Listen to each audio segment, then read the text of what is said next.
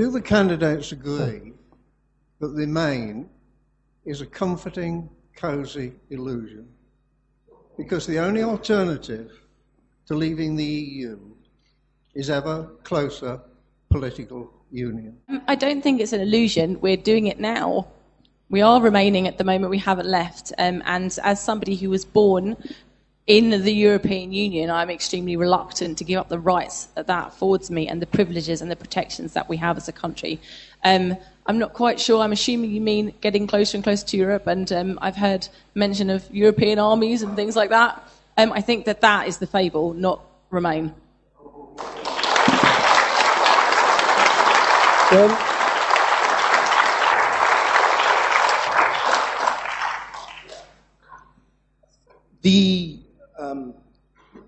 The statement in the European Treaty of ever closer union is one of the things that the European Union has held to very strongly since its foundation.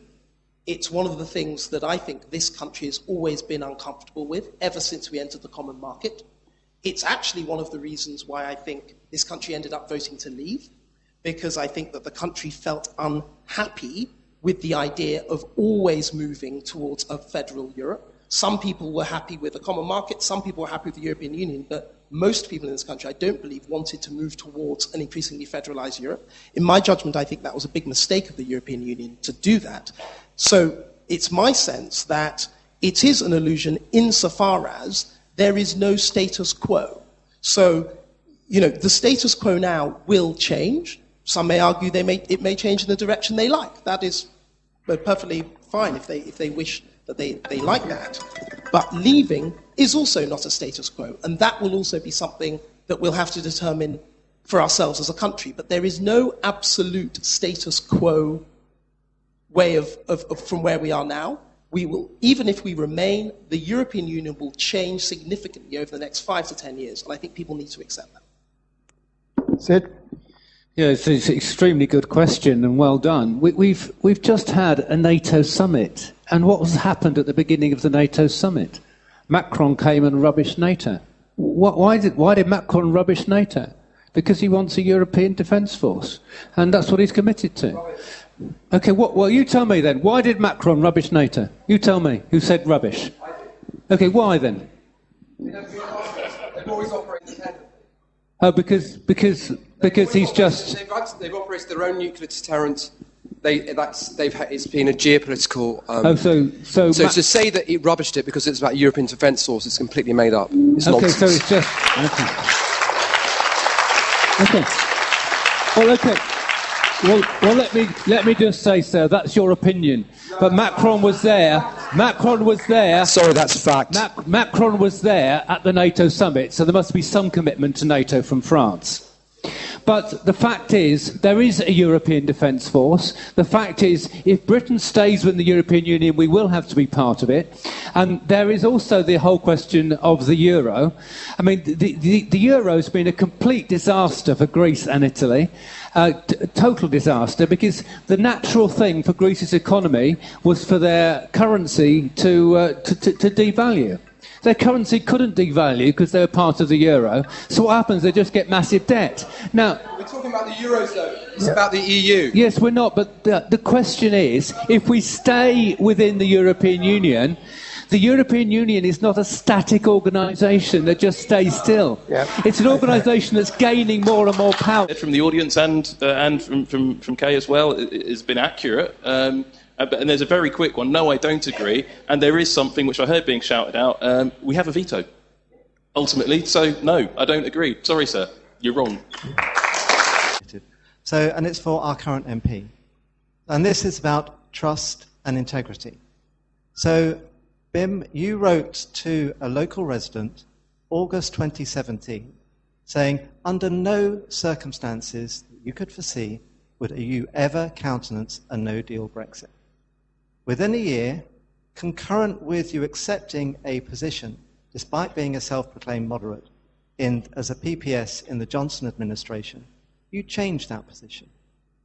And you have now voted several times for something that would be catastrophic for this constituency and the residents. So my question is about truth, trust and integrity. So how can we trust when you make solemn promises to your residents, you won't go back on them when it suits your own career?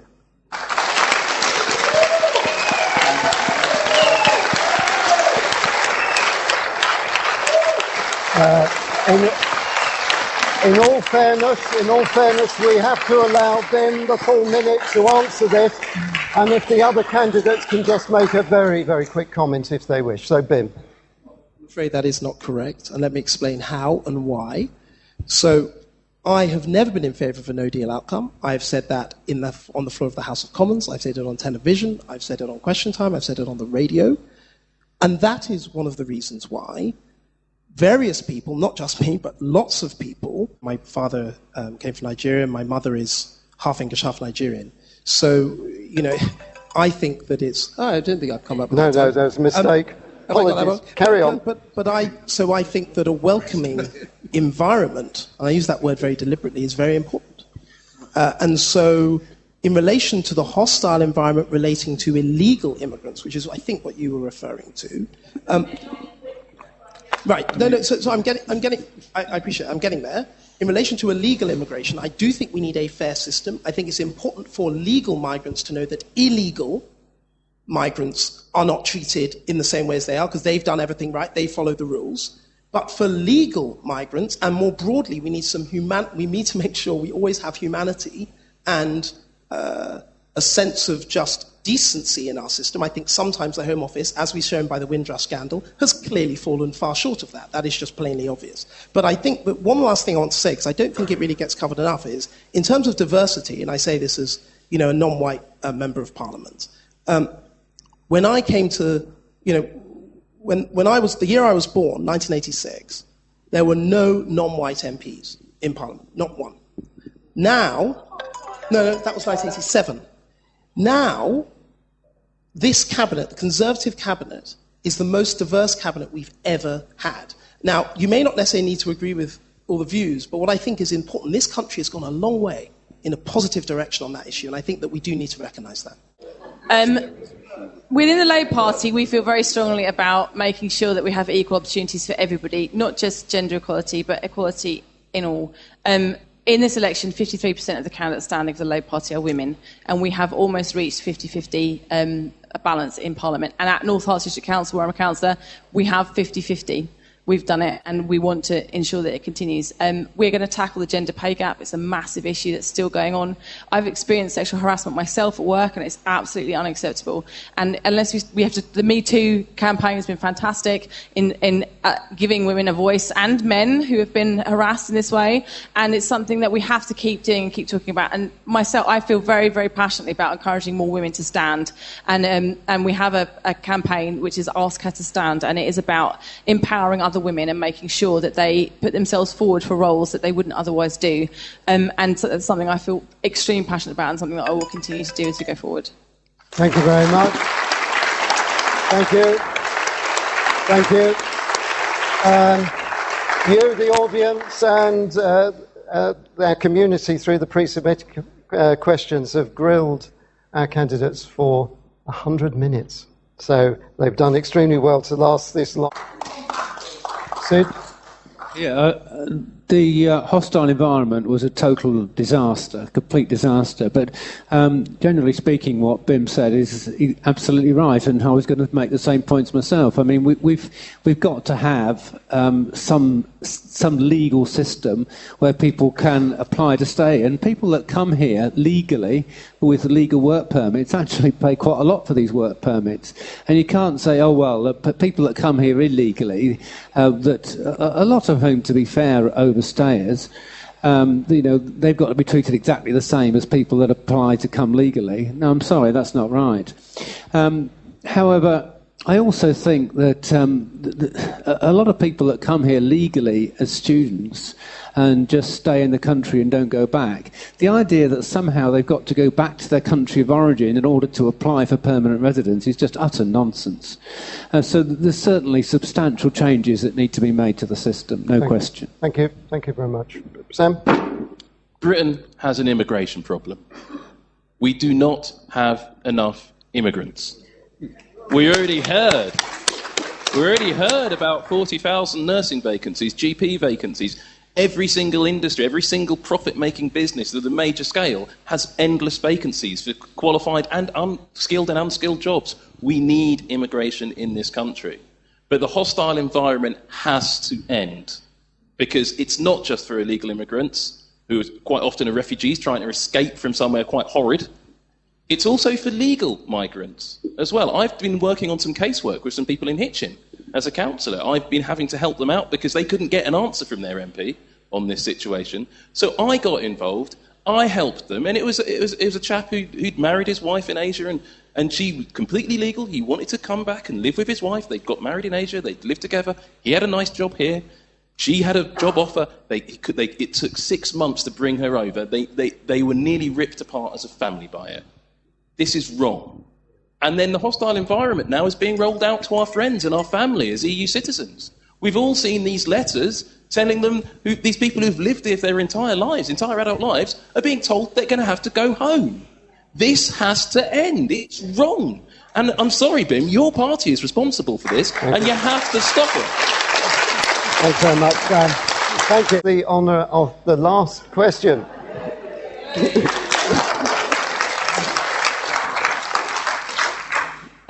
Thank you for letting me ask my question. It's quite off pressure. But No in pressure relation at to all. something that you haven't talked about yet, which is gender equality in our country, and it's kind of two parts, but I respect that we're quite pushed for time, but I thought I'd ask them anyway.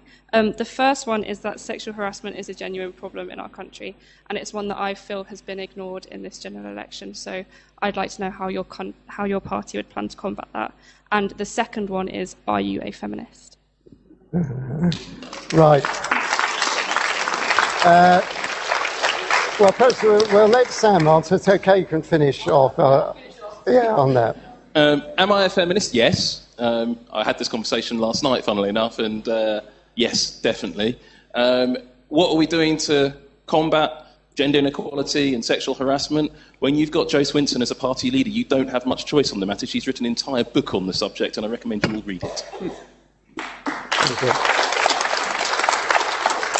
So, I think we've got probably more diverse candidates than any other party, and we've certainly got a lot of women candidates, if not more than 50%, and we've also got a lot of African and indeed one or two Asian candidates.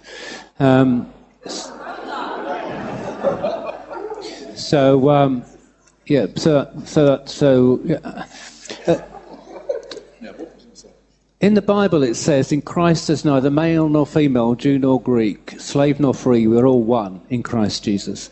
And as far as I'm concerned, that's where I am.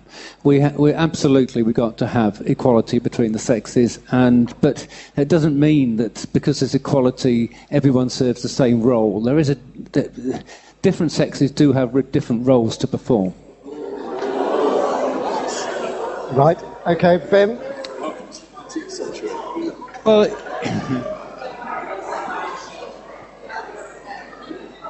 Yeah. Ben. Okay, ladies, let Ben. I think, let Ben.